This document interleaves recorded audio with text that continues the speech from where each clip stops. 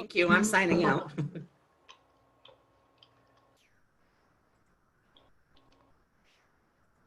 Oh, it did it for me.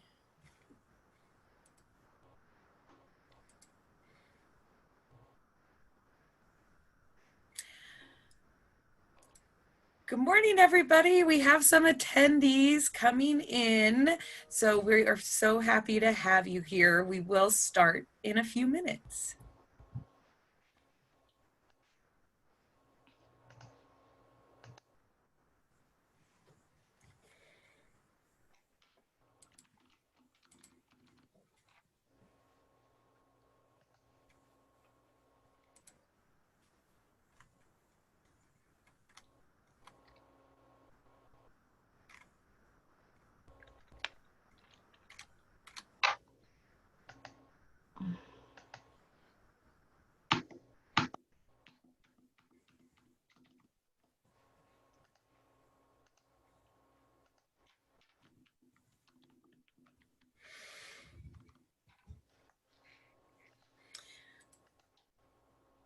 Welcome to everyone who has joined us. We are just waiting a few more minutes for some other folks to filter in, and we will start momentarily.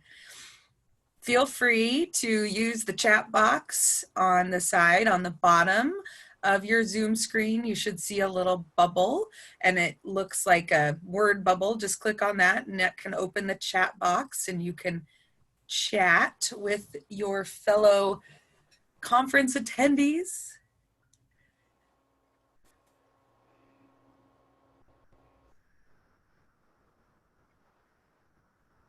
Oh, Sherry, we cannot see you, Sherry. This is a webinar, so you guys can see us, but we can't see you. Good morning, Seneca.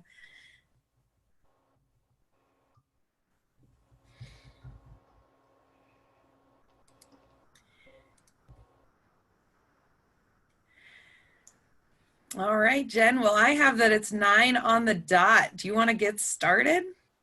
Sure. Did you have Yeah. a big intro for me, or should I just introduce myself? No, I would love to introduce you. So thank you everybody for joining us today. I have the pleasure of introducing your workshop presenter today, Miss Jen Gershdale, and I'm going to go from script first, but don't be surprised if I go off script. So Jen Gershdale has been affiliated with Link in one way or another since 2001. She has been a board member, a consumer, and an employer, but not all at the same time. Jen was fortunate enough to have parents who raised her with the independent living philosophy, even though they didn't know it at the time. Being involved with Link allows her to pass along to others what she was given. As a person with a disability, Link's work to make our community more accessible and accepting of disabilities is almost ingrained into Jen like DNA. Jen is the president of the Snake River Valley chapter of Little People of America. She enjoys helping new families as they navigate the world with a little person. She also serves on the City of Boise Accessible Parking Committee since 2019. Jen was raised in Eastern Idaho and got her bachelor's degree from Boise State in technical writing. She now spends her free time with her family and daughter eating out, playing cards with family, and enjoying a sci-fi flick. And a couple of housekeeping things before you hear from this amazing individual. We do have closed captioning available for you. Again, you just scroll to the bottom and hit the CC closed captioning, and that will be available to you. We also have our ASL interpretation live. So if you have any questions, feel free to put them in the chat box. You've now heard an amazing bio from Jen Gershdale, but I will also say Jen has been a part of my Link experience since I was actually a part of Link. She interviewed me and has welcomed me, and I am honored to be able to participate in this session alongside with you and learn from her as she teaches me things every day. So thank you, Jen, for taking the time to present to this conference attendees, and take it away. Oh my gosh, thank you so much for your kind words, Leanne. That was almost too much. So you might be wondering, why am I the one presenting navigating those awkward moments? Well, let me tell you, I was born with my disability. I've heard and seen every question, every comment you can imagine. Heck, as a teen, I taught myself to ignore the staring because I wasn't going to be able to stop it, and it wasn't doing anything good in my life. So I learned to block it out. Literally, to this day, I don't notice when people are staring at me. Other people I'm with notice people staring at me, but I don't. I do believe that when a person or, you know, when a person acts or says negative things about disability, it's because they don't know or just don't understand. Um, and that's okay because life is big. There's lots to know, and you can't possibly know everything. It's also been my observation that when you don't learn about something until you need to know it. So, Leanne, if you could put up the photo I provided, um, to give you some perspective about my little perspective on the world, Leanne is putting up a photo of my family that I took. Hopefully, she's putting my. Apparently, we are having some technical difficulties, so Sorry, I'm working on it. okay, I'll just keep talking while you work on it. Here we go. Maybe. Okay, while we're still hmm. While we're still figuring that out, I am going to put a few disclaimers on my remarks today.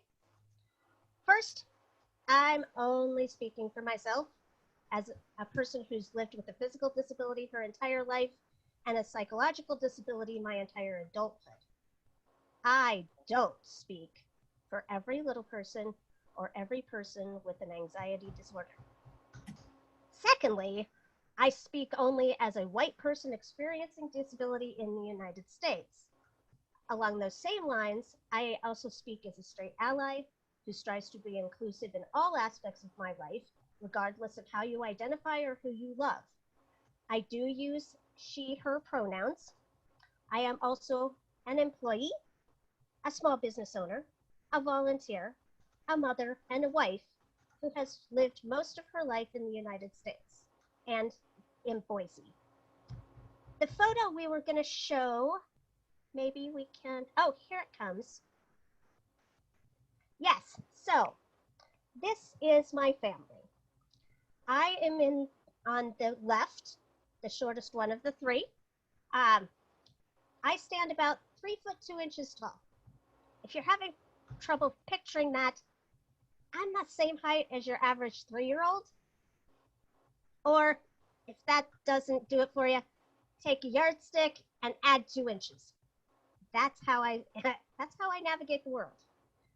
My husband is sitting next to me. When he is standing, he stands about 4'2" tall. We both have conditions known as dwarfism, but his type and my type are very different. The young lady behind us is our daughter, who stands at roughly 5'4" at this point. She is a young teen, and so is still growing. And yeah, I'm going to get this out of the way, even though technically I shouldn't have to disclose this. Brian and I are her biological parents, and yes, I did give birth to her. Just putting that out there. Anyway, back to what I was saying. Actually, here's where I was going to pause for questions. Have we got any questions so far? Jen, it looks like we just have some great comments about what a beautiful family you have. Why, thank you. What can I say? I adore them, but I'm kind of biased that way. All right. Now, this is not the Jen show. I began there because I think it's important for you to know a little bit about me before we can try to tackle this really complex but important issue. Please know that while I do have a presentation prepared, I'm much more concerned about answering your questions. I have asked my moderators to assist me with this, and I have built in pauses. I know this format isn't great for conversation, but I want to make this as conversational as we can. So I appreciate your patience. The first place I'd like to go and a way to kick off. Jen, Yes, we do have a question. So while we're at this pause, can I ask it? please. What do you mean when you say psychological disability? Okay, so, and I may have used the wrong term. I'm talking about mental illness type of issues, anything from an anxiety disorder all the way to schizophrenia. I mean, anything that you're going to go to a psychiatrist or a psychologist for. Does that make sense for folks? I think so. Thanks, Jen. She Perfect. says yes. Perfect. Okay, so now we want to get started by watching this cool video I found about disability etiquette and all the right, well, you know what? I'm going to let the video speak for itself and then I'll talk about it.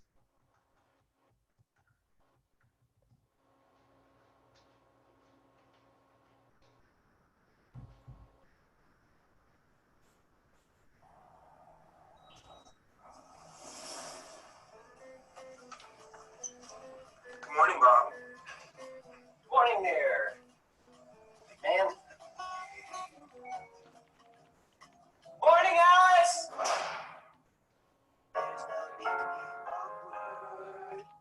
Poor Bob. Like so many of us, he just doesn't know how to interact with people with disabilities. It's pretty easy, really. People with disabilities are people first. We need the same things that every person needs, like respect. Good morning, everyone. Attention! Okay. Maybe we need to be more specific. The easiest way to show respect is to focus on the person, not the disability. It's okay. You'll get the hang of it. One easy way to focus on the person is to watch the person signing and not their interpreter.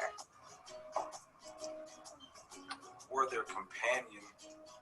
It's really cool that you'd like to help, but do us both a favor and please ask me first. What you think might be helping? I got you. Wait, ah! Oh no, might actually not. If you'd like to offer me help, let me hold on to your elbow. Don't take mine. Hey, would you like to take mine? Sure. Assistive devices help us to live our lives. They're really important and really personal.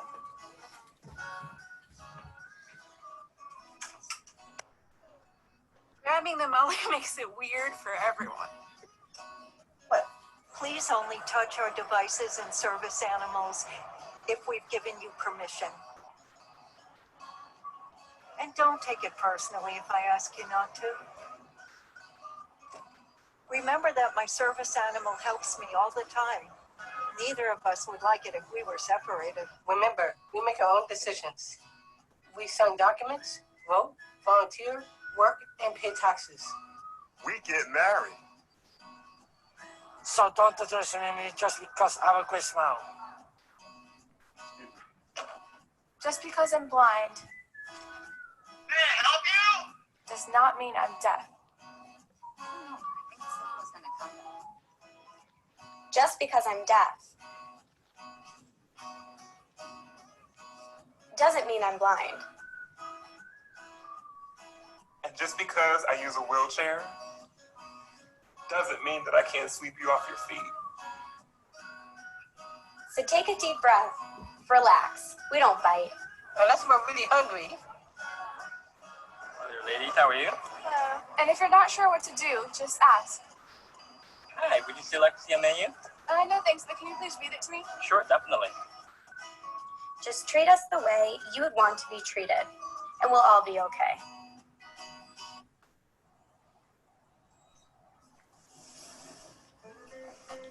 Morning. Good morning.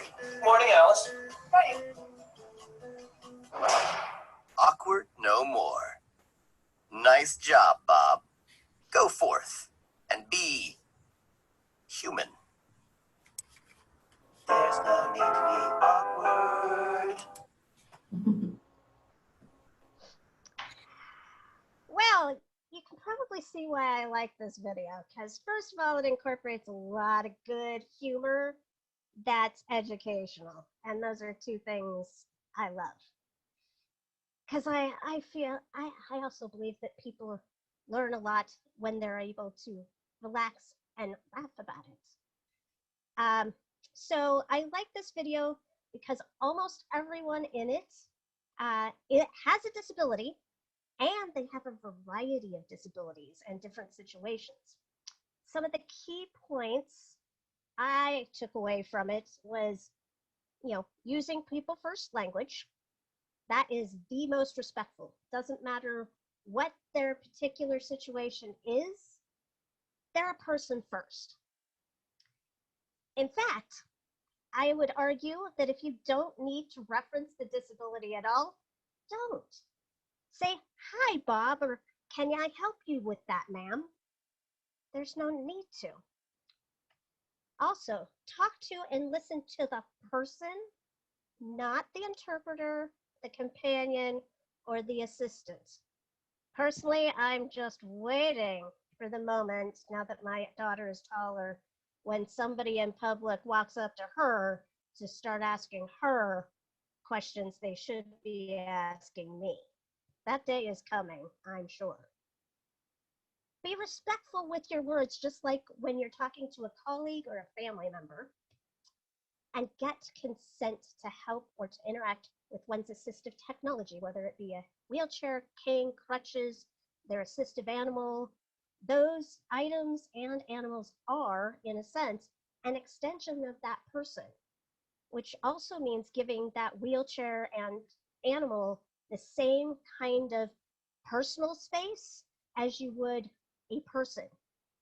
No leaning on wheelchairs or pushing them suddenly, that sort of thing. I can't tell you how many times I've been at a concert or a football game and somebody suddenly decides it's okay to lean on the back of my scooter.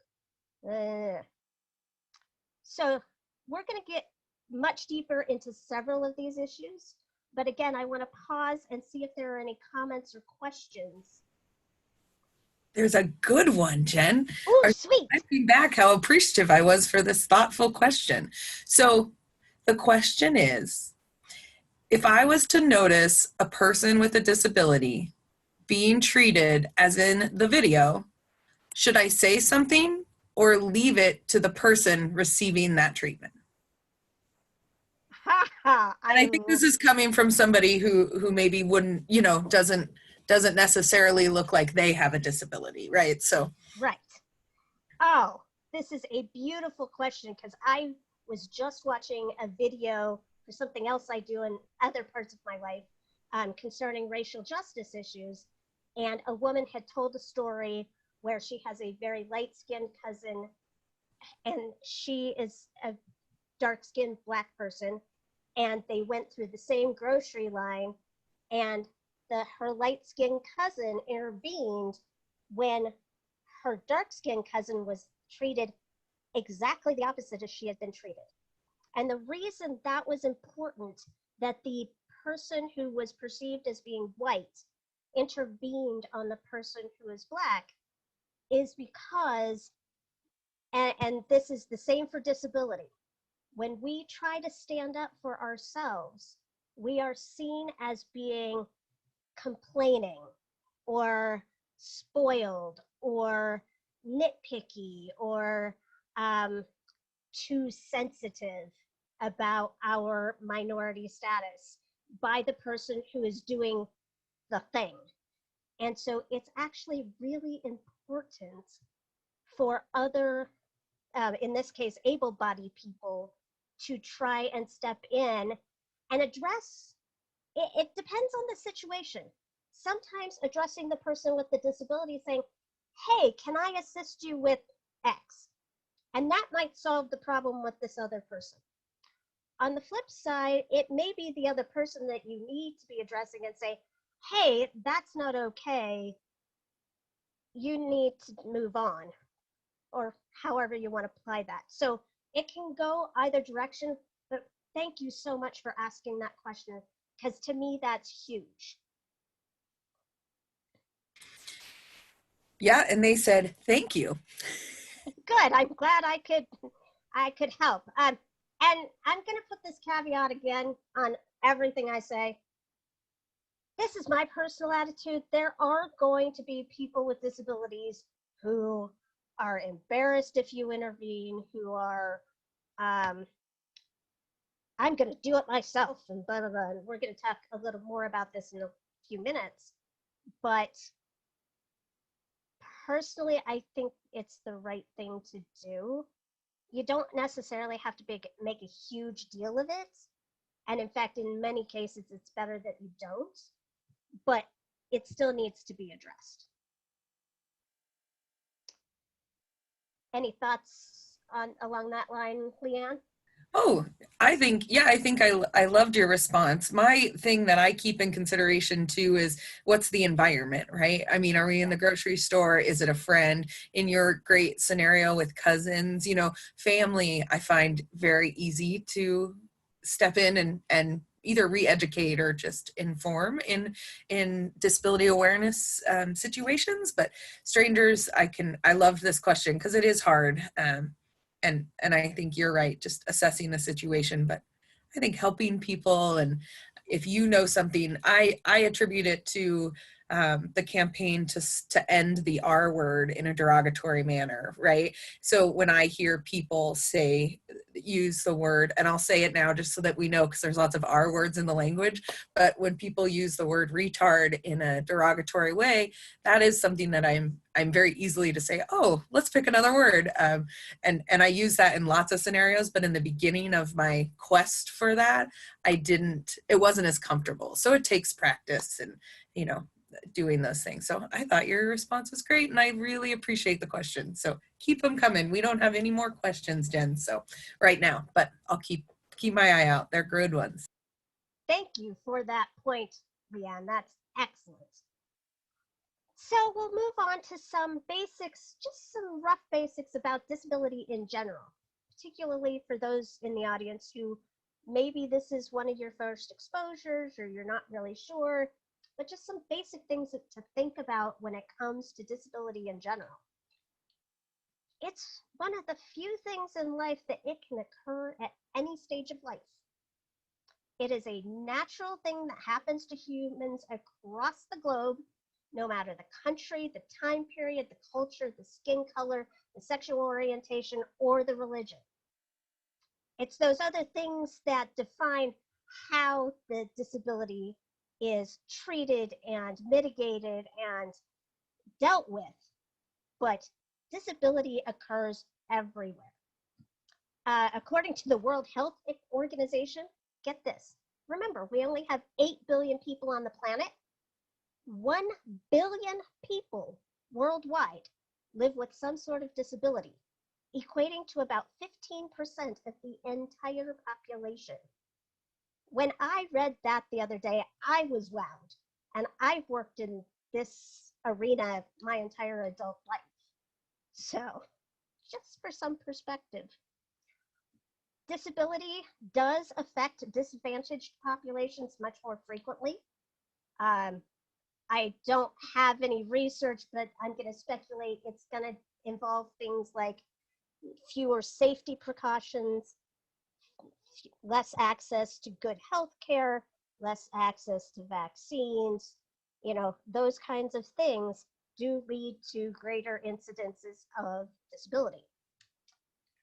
In the United States, 70% of people with disabilities rely on friends and family members to get their basic needs met.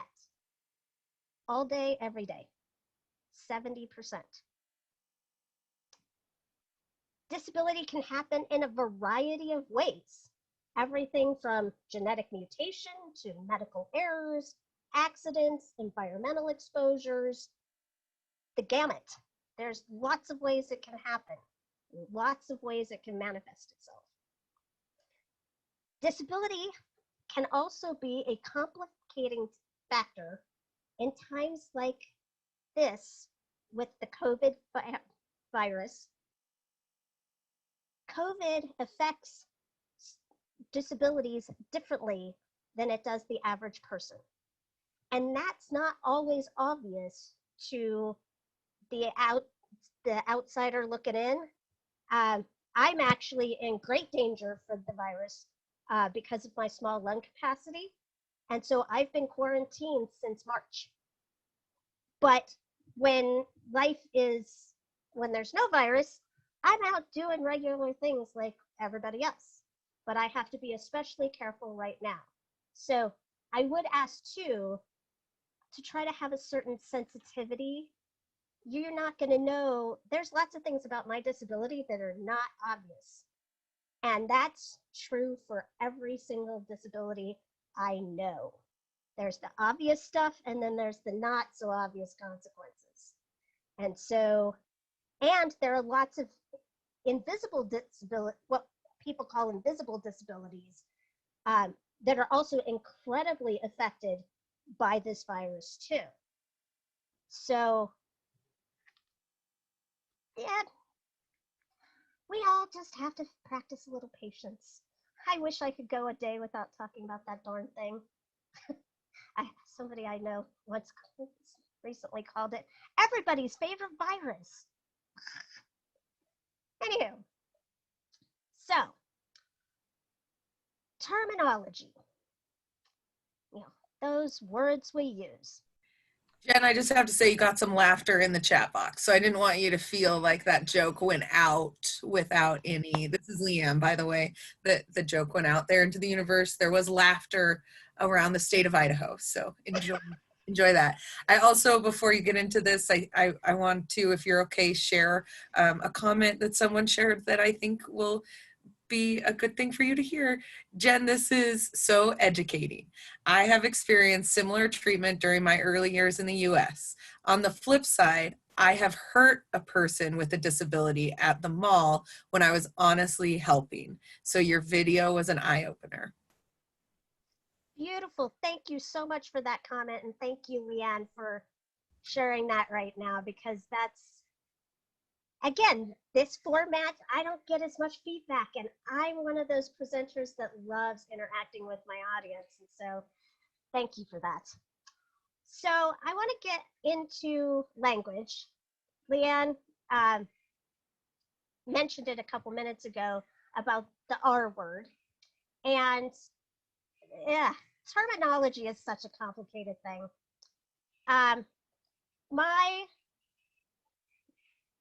My perspective, my kind of overall look at things is the reason people use certain terminology is they just don't know that it's not okay. They don't know that they don't know, or they're aware and they just don't care. Now, there's always going to be somebody in that last category, and at some point we just have to take a breath. But language is important because it shows the other person respect, dignity. It goes to our mindset about how we think of people with disabilities. Now, there was a lot of pushback after the whole political correctness thing. And it was about all minorities, not just us. And so I don't like to push it as hard. My thing is people first. So, like I said earlier, people first language, if you have to address the fact that this person has a disability, then put it first.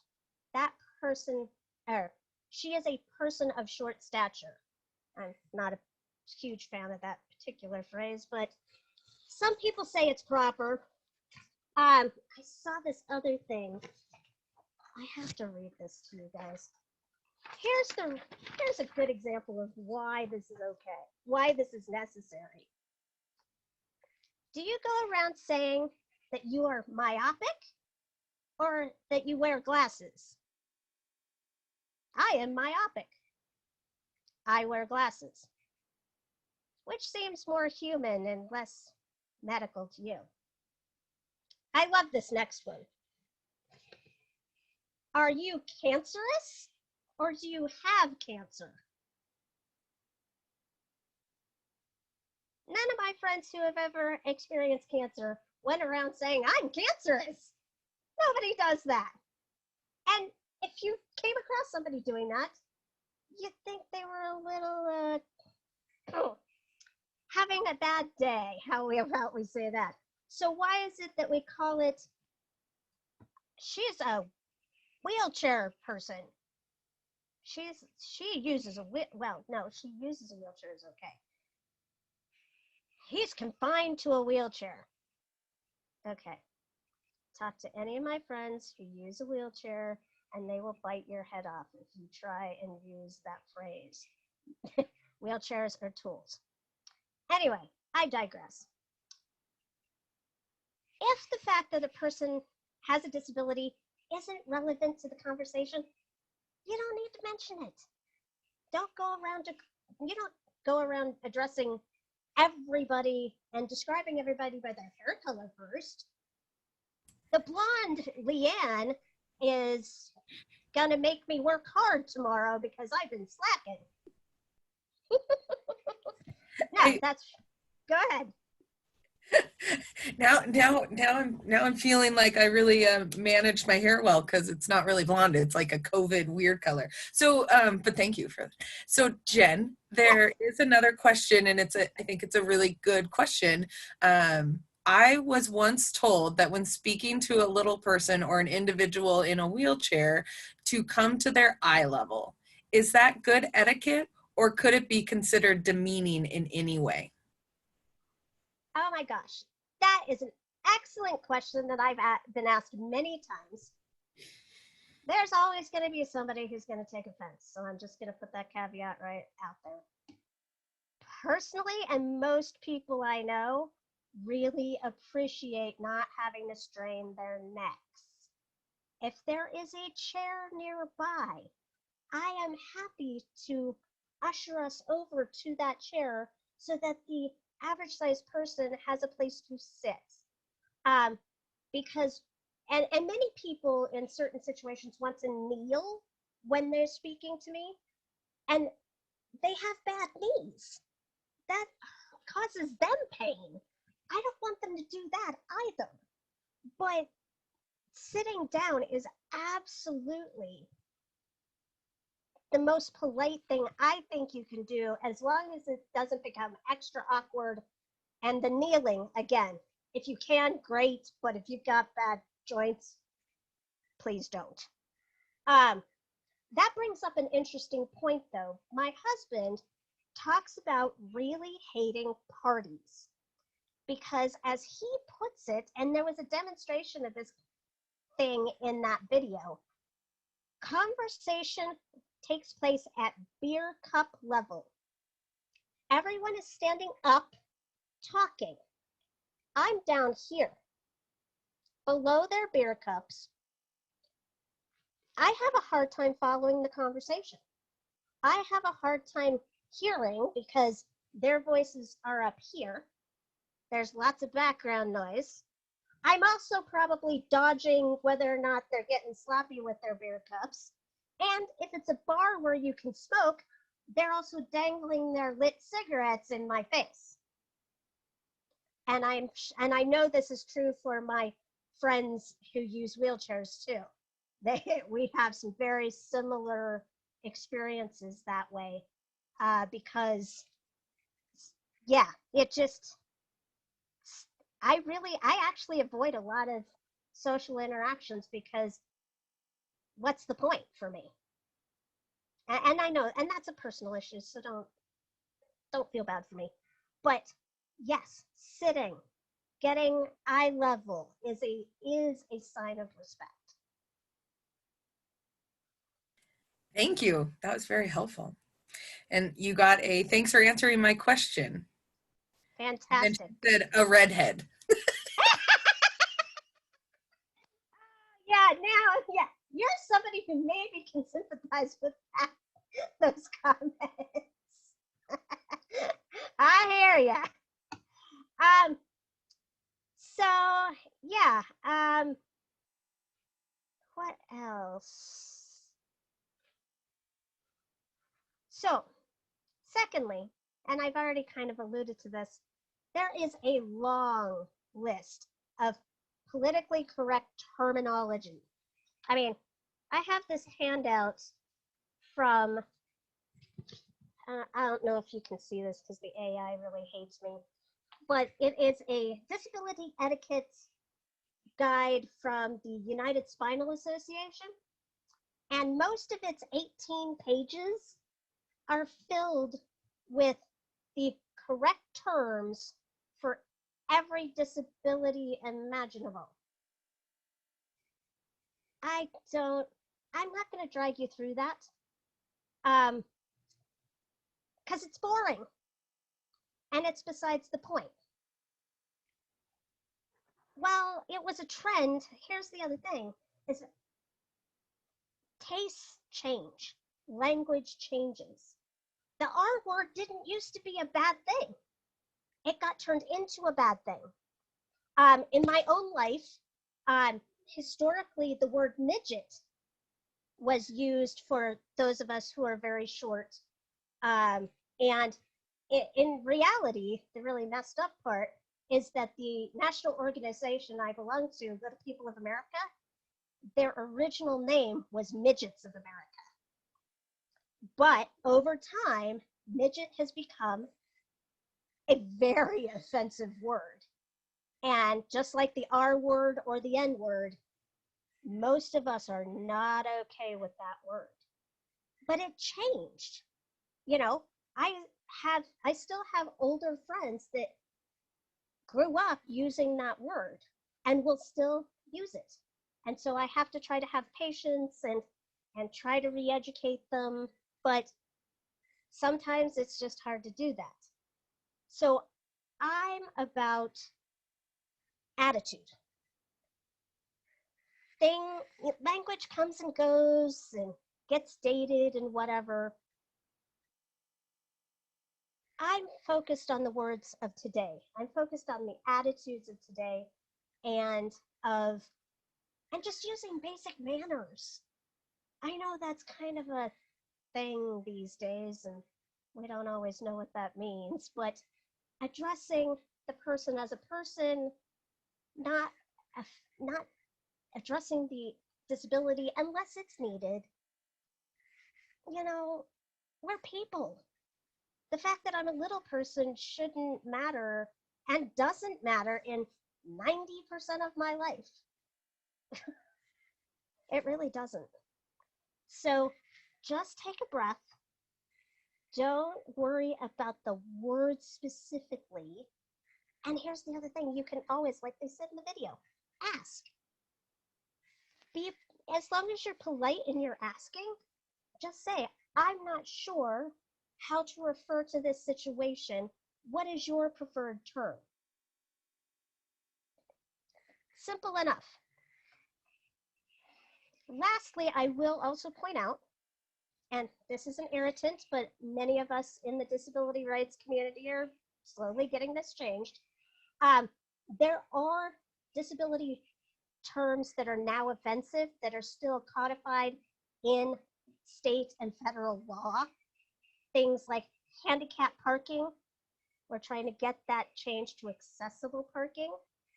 The other thing is a lot of people who have been through systems like workman's comp or social security benefits talk about the severity of their disability. Well, I have a class 2 disability or whatever, and that does or doesn't have any application outside of whatever system assigned them that classification.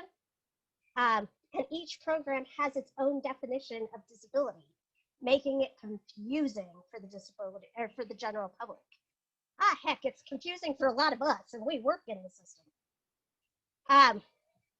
So just because you are, say, eligible for an accessible parking permit does not necessarily make you eligible for Social Security disability benefits. So again, a lot of our systems and even our laws make this whole language issue confusing as heck. Again, I'm going to pause. Do we have any questions or comments? It looks like someone did type in to the panelist, great advice, and I noted when they commented on that, mainly because I was also having the same thought, and it was in reference to you know, I choose to focus on attitude.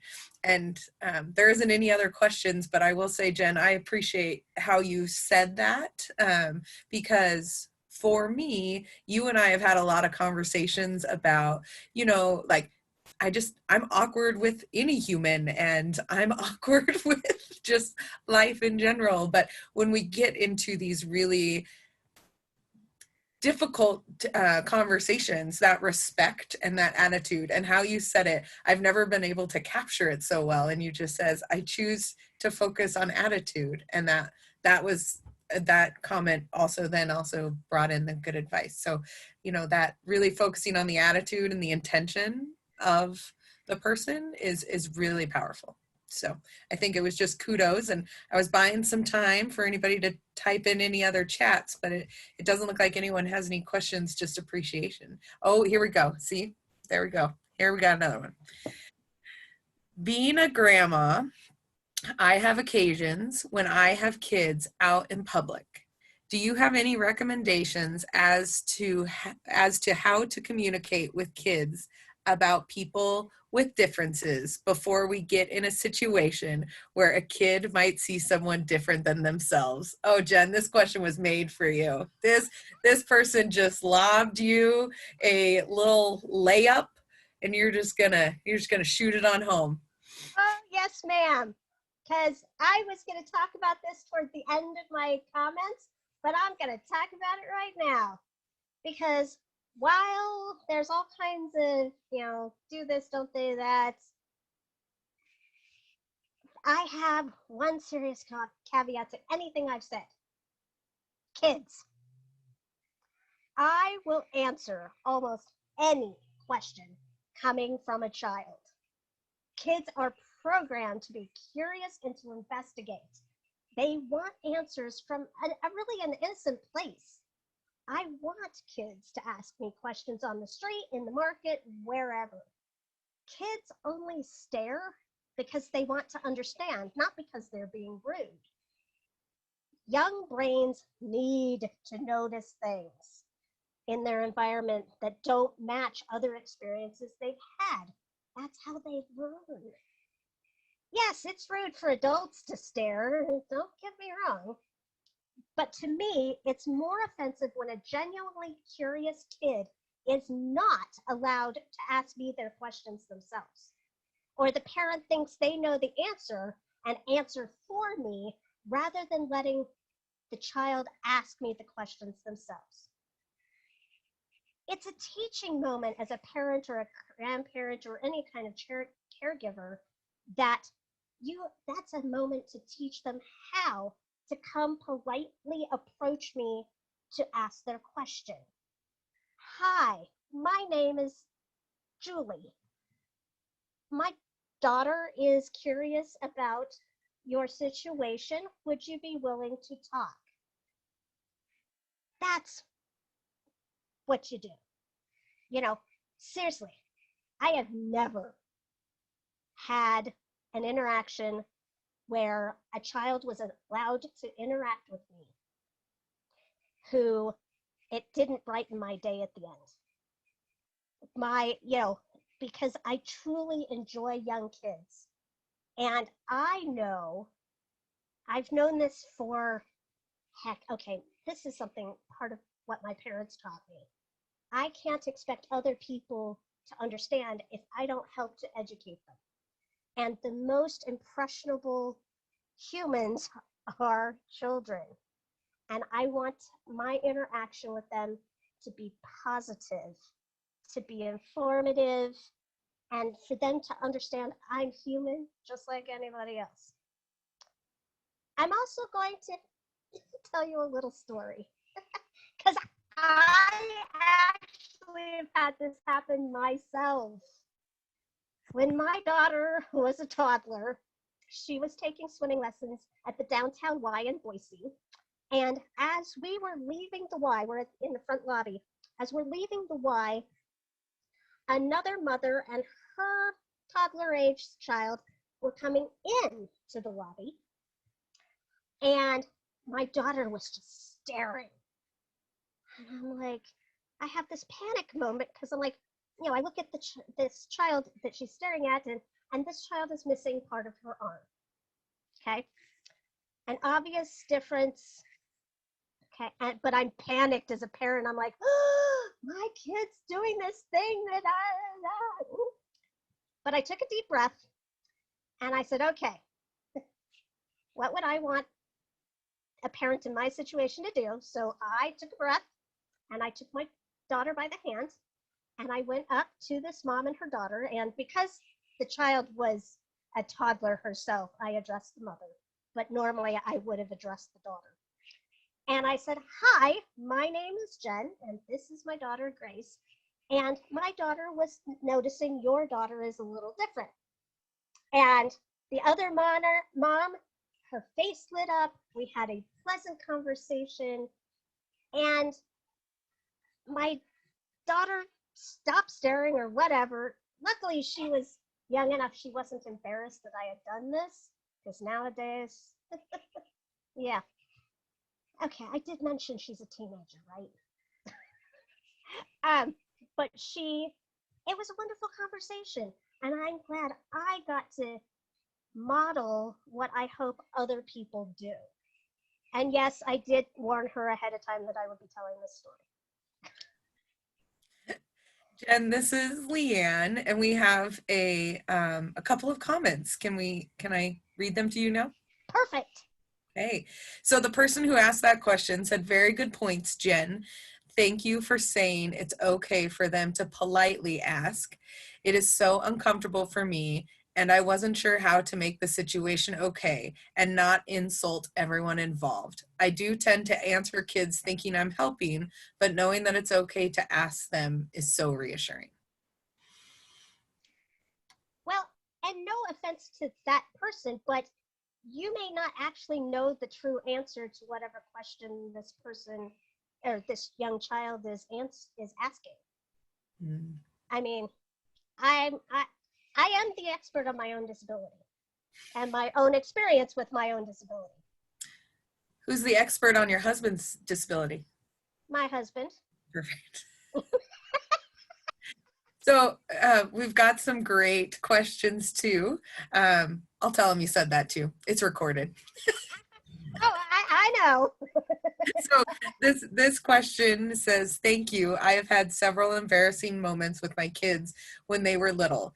So I made it my business to warn them about talking to people with disabilities or with bigger than me in and anybody in our household.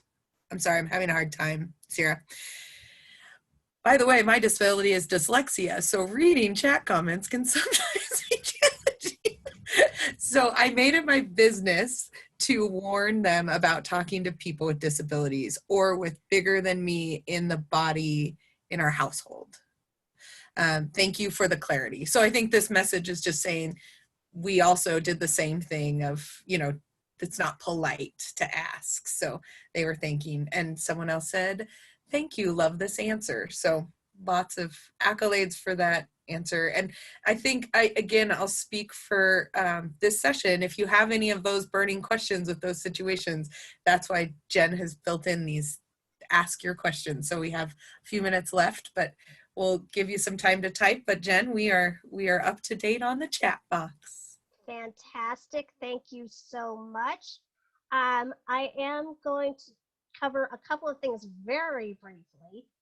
Um, I am going to address the whole so there's this duality about disability in most cultures that either it comes from sin or we've done something bad or something to deserve it. There's also this other extreme that says, oh, because we have a disability, we are saintly, we're perfect, we can do no wrong. Somehow we need to be the exception to the rules, and in everything, not just certain necessary things. And that is not true. A lot of us, to be honest, are really getting sick of oh, isn't that special that somebody asked that poor disabled girl to the prom and somehow that made the news? That that's also talking down to us. I know people are trying to be uplifting or complimentary, but it still is kind of a reflection of not actually being truly accepted in society. And I had lots more I was going to go into on that, but I know we're starting to get short on time. But the other thing I definitely wanted to cover is why it's okay and not okay to joke about a disability. Like one's skin color, nobody chooses their disability. Doesn't matter how they acquired it, doesn't matter the nature of the disability, they didn't choose it. And it changes your entire life in ways that are obvious and not so obvious. And when you come across someone on the street, you don't necessarily know in how many ways this disability is affecting them. It can be everything from a speech impediment to fertility, infertility. It can affect anything and everything depending on what kind of disability it is.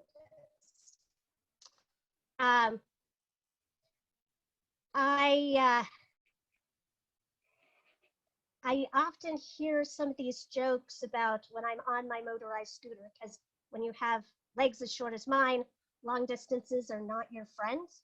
So I use a motorized scooter, and oftentimes I'll be like at the mall and somebody will say, "Hey, watch your speed." And it's like, I just don't like that, because I don't know if they are just joking around or if they're serious because they're afraid I'm going to run into them, and because I know I could hurt them. And I don't think that's a joke. However, that doesn't mean I don't have a sense of humor about it. But I get to make the first joke. I'm the one who gets to joke about it. And I do often use humor about my disability to help others be a little more at ease, because I understand when you're confronted with a different situation, there's a nervousness and awkwardness. And so I have found my favorite tool is humor.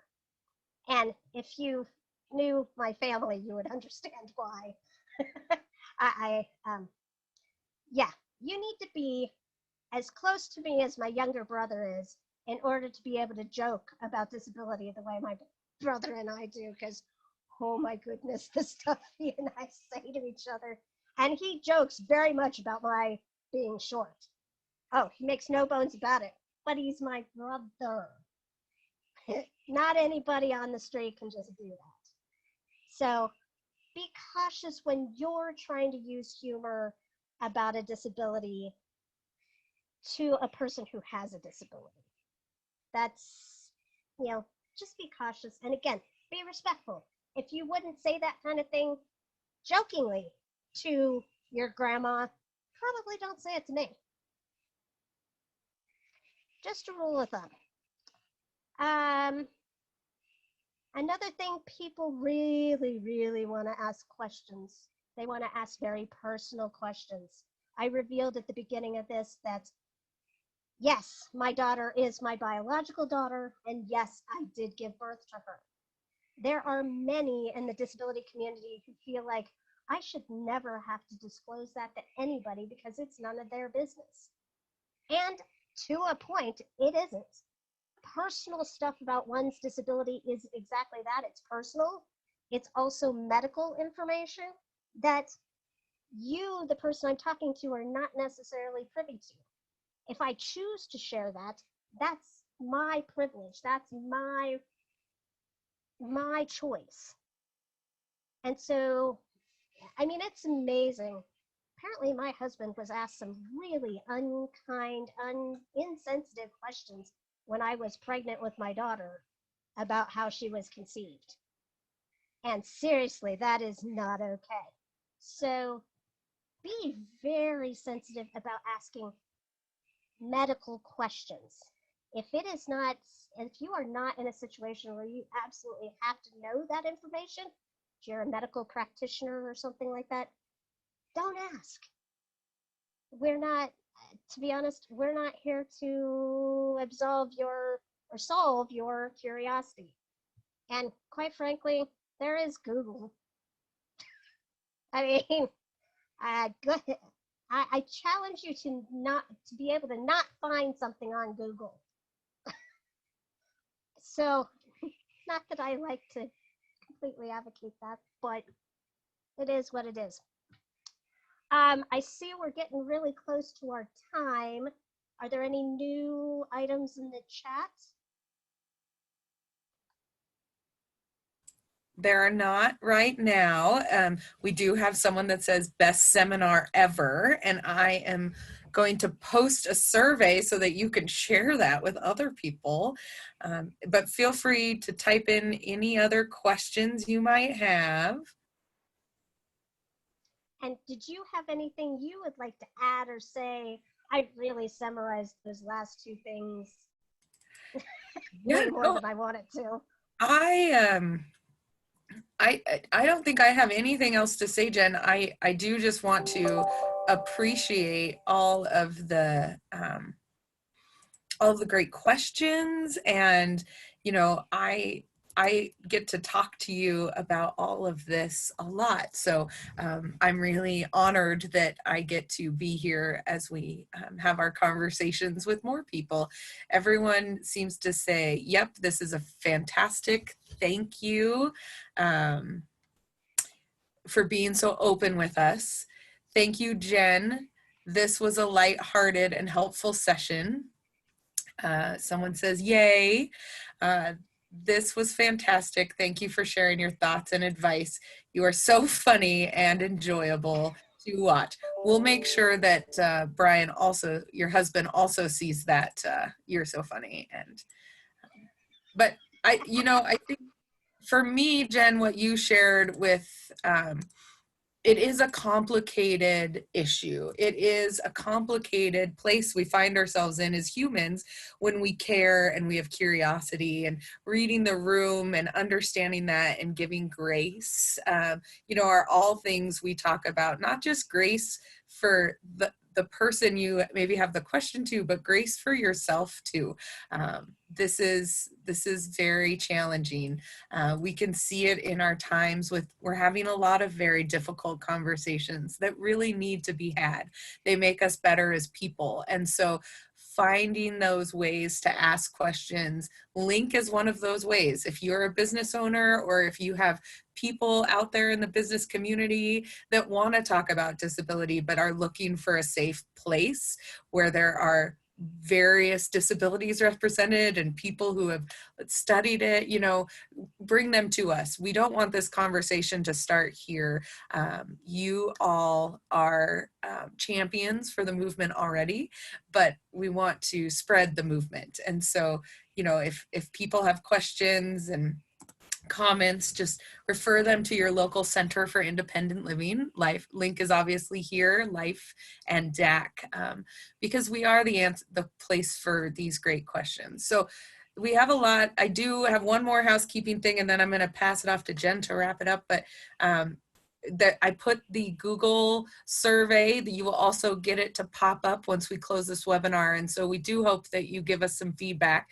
Even feedback on our feedback form was already listened to, guys. So we have updated and there's new feedback request form. So that is there. But just want to thank you, Jen, for your openness, your humor. And I will say big brothers, little brothers, siblings in general get to get away with a lot of stuff. But the moment someone crosses our sibling line, we go rounds for them, right? So one last comment. Thank you, Jen. I have struggled recently now that my son is an adult with nonverbal autism. This has definitely helped me. Oh, thank you for that. I'm so glad that something I've said has helped you in some way. And I just want to leave you with first of all, my sincere gratitude that you came today and listened to me drone on. But the biggest takeaway for me, I hope you take, is attitude is everything. If you're coming from a good place, most people are going to respond in kind. And I just appreciate you being here. And I thank you for all of what all of you do out in the community and for being here today. Thank you so much. All right. Have a great rest of your day, everyone. Thank you to our closed captioning, to our interpreter. We will see you, many of you, at 1 o'clock at your next session. And don't forget, there's the social tonight with the talent show. So I'm going to go figure out what I'm talented in. So be prepared. Thanks, everybody.